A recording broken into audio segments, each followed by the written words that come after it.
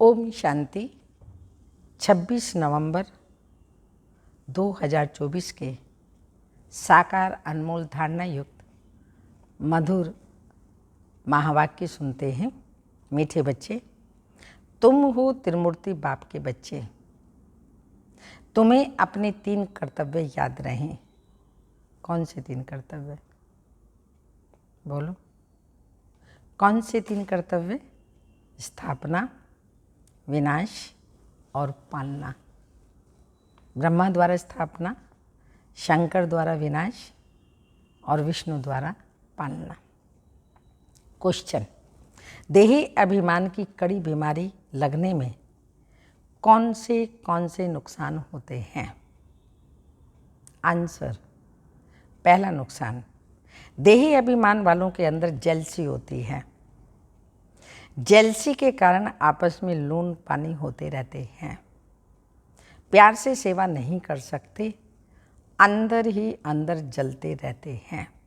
दूसरा, बेपरवाह रहते हैं, माया उन्हें बहुत धोखा देती रहती है, पुरुषार्थ करते करते फांव हो जाते हैं, जिस कारण पढ़ाई ही छूट जाती है। तीसरा, देही अभिमान के कारण दिल साफ नहीं है, दिल साफ ना होने के कारण बाप के दिल पर नहीं चढ़ते। चौथा, मूड ऑफ कर लेते हैं, उनका चेहरा ही बदल जाता है। ये है देह अभिमान की कड़ी बीमारी वालों के लक्षण। ओम शांति। सिर्फ बाप को ही याद करते हो या और भी कुछ याद आता है?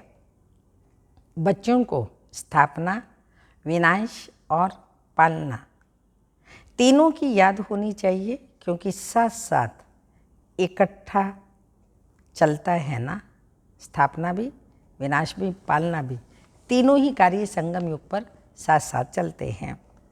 जैसे कोई बैरिस्टरी पढ़ते हैं तो उनको मालूम है मैं बैरिस्टर बनूंगा, वकालत करूंगा, बैरिस्टरी की पालना भी करेंगे ना।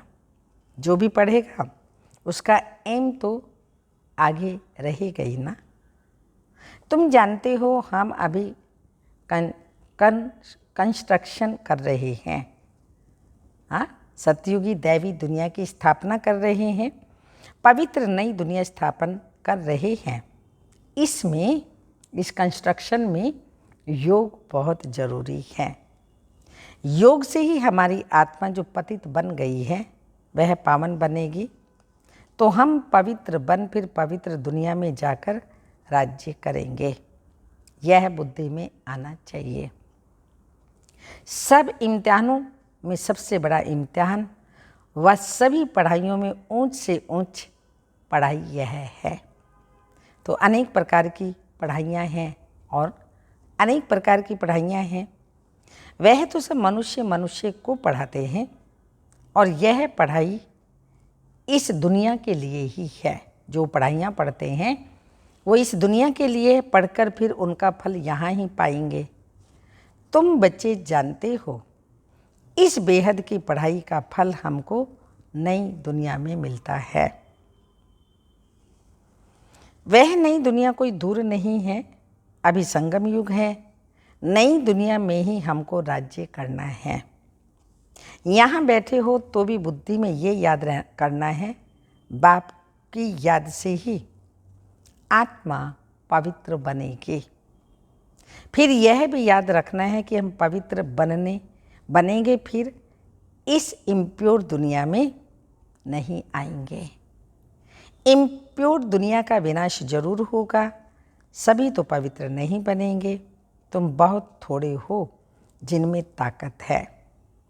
तुम्हारे में भी नंबरवार ताकत अनुसार ही सूर्यवंशी, चंद्रवंशी बनते हैं ना। ताकत तो हर बात में चाहिए। यह है ईश्वरीय माइट, ईश्वर शक्ति देता है। इनको योग बल की माइट कहा जाता है।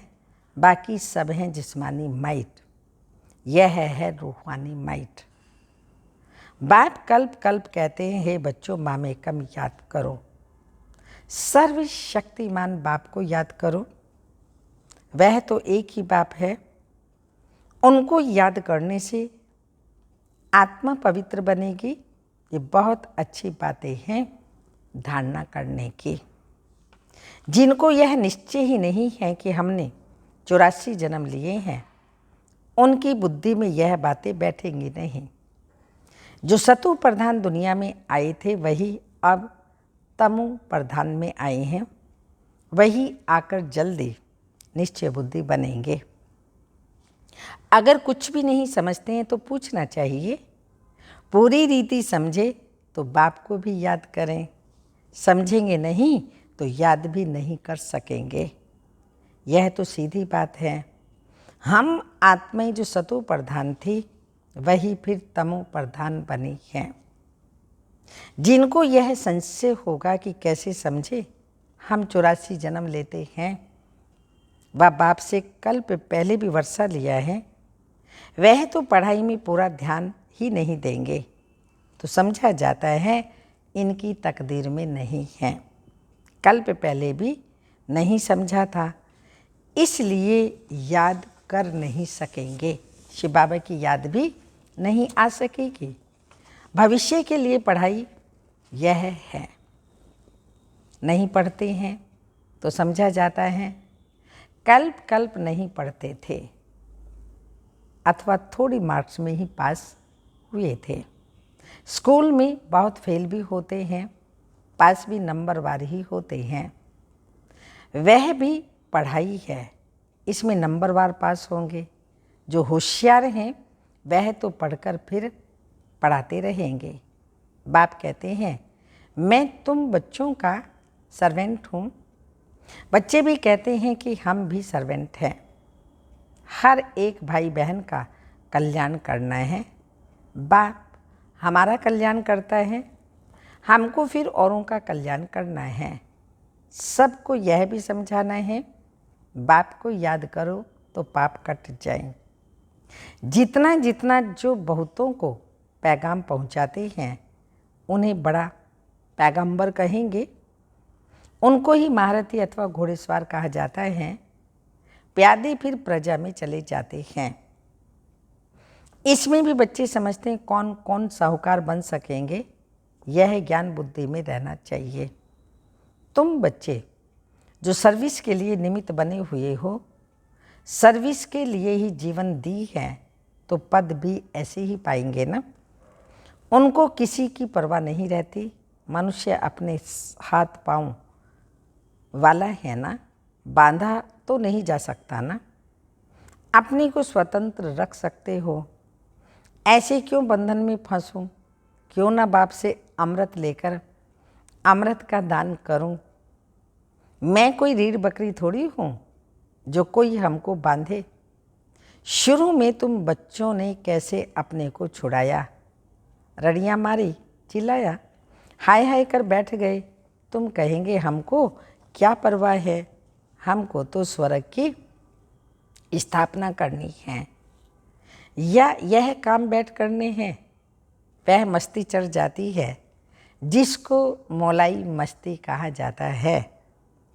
हम मौला के मस्ताने हैं। तुम जानते हो मौला से हमको क्या प्राप्त हो रहा है। मौला हमको पढ़ा रहे हैं ना। मौला माने शिव बाबा हमको पढ़ा रहे हैं। नाम तो उनके बहुत हैं, परंतु कोई कोई नाम बहुत ही मीठे हैं। अभी हम मौलाई मस्त बने हैं। बाप डायरेक्शन तो बहुत सिंपल देते हैं, बुद्धि भी समझती है। बरोबर हम बाप को याद करते करते सतो प्रधान बन जाएंगे और विश्व के मालिक भी बनेंगे। यही तात लगी हुई है। बाप को हरदम याद करना चाहिए। सामने बैठे हैं ना, यहाँ से बाहर निकले भूल जाएंगे। यहाँ जितना नशा चढ़ता है उतना बाहर में नहीं रहता, भूल जाते हैं। तुमको भूलना नहीं चाहिए, परंतु तकदीर में नहीं है तो यहाँ बैठे भी भूल जाते हैं। तो बच्चों के लिए म्यूजियम में और गांव-गांव में सर्विस करने के लिए प्रबंध हो रही हैं। जितना भी समय मिला है बाप तो कहते हैं जल्दी जल्दी करो, परंतु ड्रामा में जल्दी हो नहीं सकते। बाप तो कहते हैं ऐसी मशीनरी हो जो हाथ डालें और चीज़ तैयार हो जाए। यह भी बाप समझाते रहते हैं अच्छे अच्छे बच्चों को माया नाक से अच्छी रीति पकड़ती है। जो अपने को महावीर समझते हैं उन्हों को ही माया के बहुत तूफान आते हैं, फिर वह किसकी भी परवाह नहीं करते, छिपा लेते हैं। आंतरिक दिल सच्ची नहीं है। सच्ची दिल वालों को ही स्कॉलरशिप मिलती है।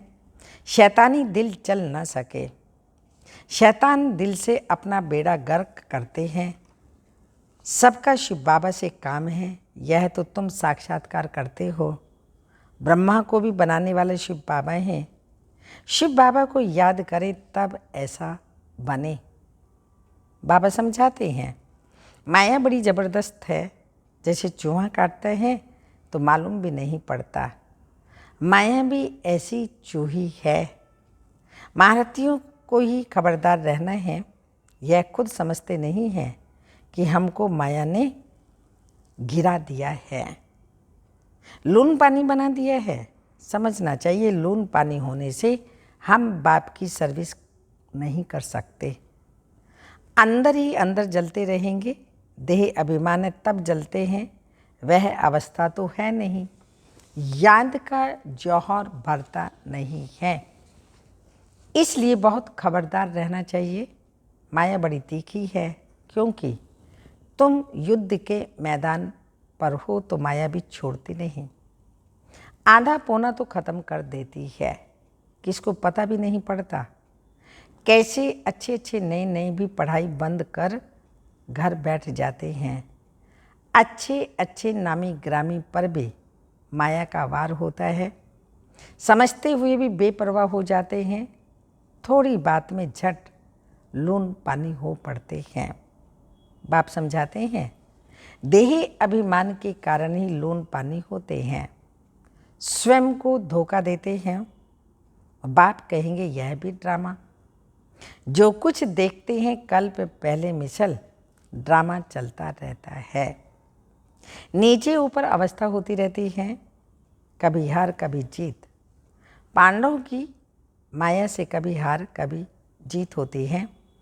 अच्छे अच्छे महारथी भी हिल जाते हैं, कहीं तो मर भी जाते हैं। इसलिए जहाँ भी रहो बाप को याद करते रहो, सर्विस करते रहो। तुम निमित्त बने हुए हो सर्विस के लिए। तुम पढ़ाई के मैदान में होना, तुम लड़ाई के मैदान में होना। जो बाहर वाले घर गृहस्थ में रहते हैं, यहाँ वालों से भी बहुत देखे जा सकते हैं। माया के साथ पूरी युद्ध चलती रहती है। सेकंड बाय सेकंड तुम्हारा कल्प पहले मिसल वाला पाठ चलता आया है। तुम कहेंगे इतना समय पास हो गया, क्या क्या हुआ है।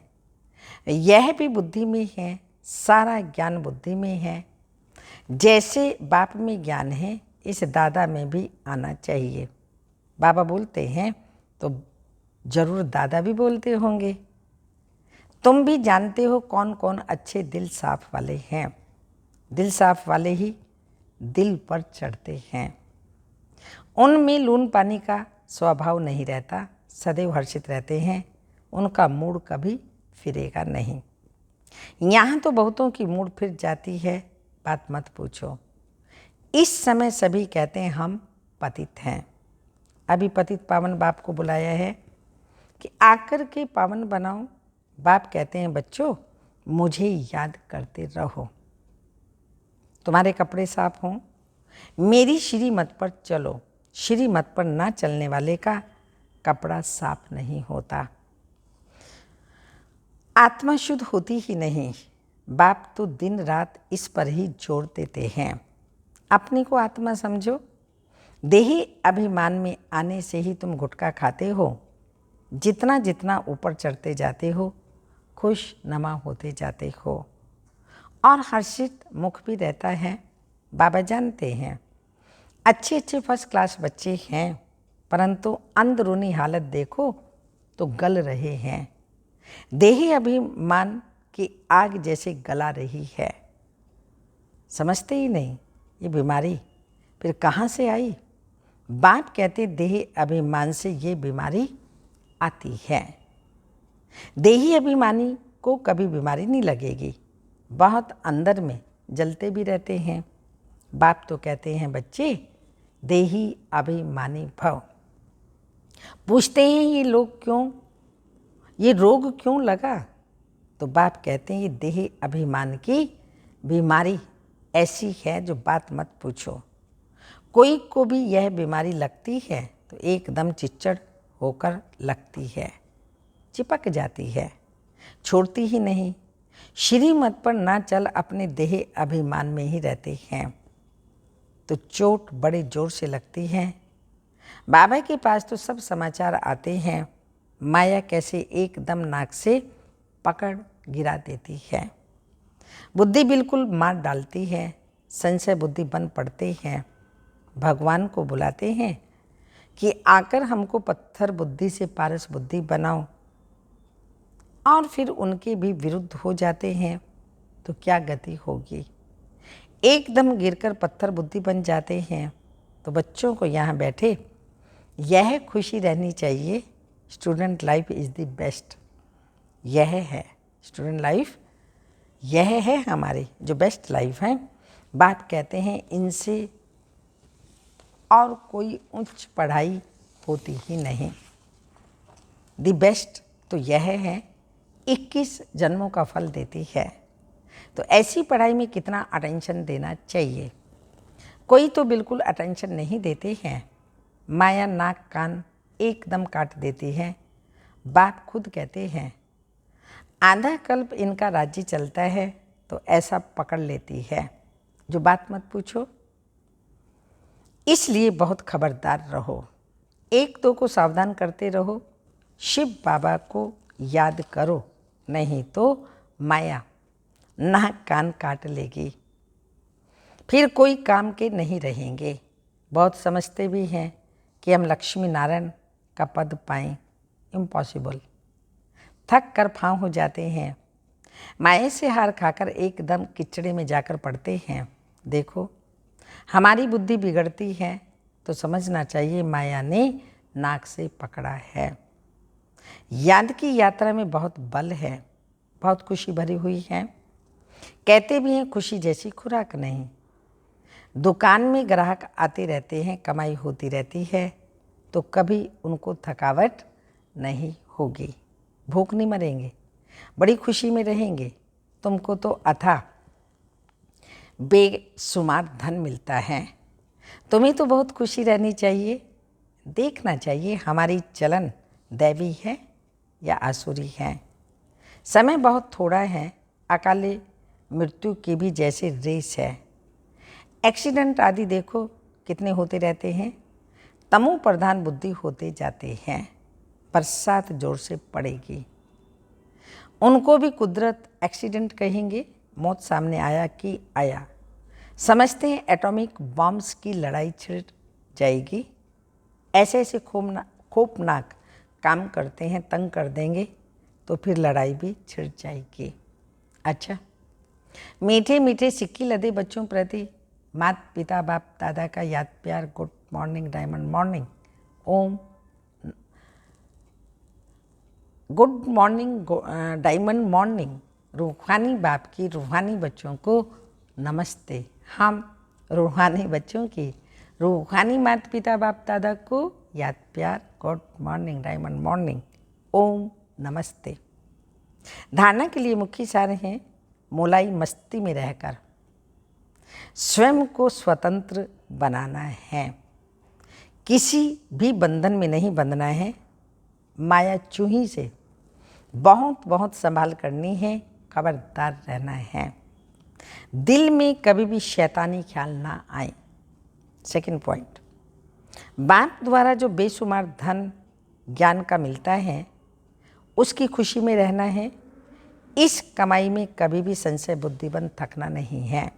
Student life the best life, इसलिए पढ़ाई पर पूरा पूरा ध्यान देना है। वरदान, सदा अलर्ट रह सर्व की आशाओं को पूर्ण करने वाले मास्टर मुक्ति जीवन मुक्ति दाता भव। स्पष्टीकरण। अब सभी बच्चों से यह शुभ संकल्प इमर्ज होना चाहिए कि सर्व की आशाओं को पूर्ण करें। सबकी इच्छा है जन्म मरण से मुक्त हो जाएं। जो उनका अनुभव है वह कराओ। इसके लिए अपनी शक्तिशाली सतो प्रधान वाइब्रेशन से प्रकृति और मनुष्य आत्माओं की वृत्तियों को चेंज करो। मास्टर दाता बन हर आत्मा की आशाओं को पूर्ण करो। मुक्ति जीवन मुक्ति का दान दो। यह जिम्मेवारी की स्मृति आपको सदा अलर्ट बना देगी। स्लोगन। मुरलीधर की मुरली पर देह की भी सुध बुध भूलने वाले ही सच्चे गोप गोपिकाएं हैं। मुरलीधर की मुरली पर देह की भी सुध बुध भूलने वाले ही सच्चे गोप गोपियां हैं। अव्यक्त इशारा। विश्व कल्याण की सेवा के क्षेत्र में सहज सफलता का साधन प्रत्यक्ष प्रमाण बाप की प्रत्यक्षता है। जो बोलो वही देखें। बोलते हो कि हम ब्राह्मण ऑलमाइटी अथॉरिटी हैं, मास्टर सर्वशक्तिमान हैं, मायाजीत हैं, रहमदिल हैं, रूहानी सेवाधारी हैं, तो जो बोलते हो वह प्रैक्टिकल स्वरूप में दिखाई दे। माधुरता की मधु सदा साथ रहे तो हर कर्म में सफलता है ही। ओम शांति।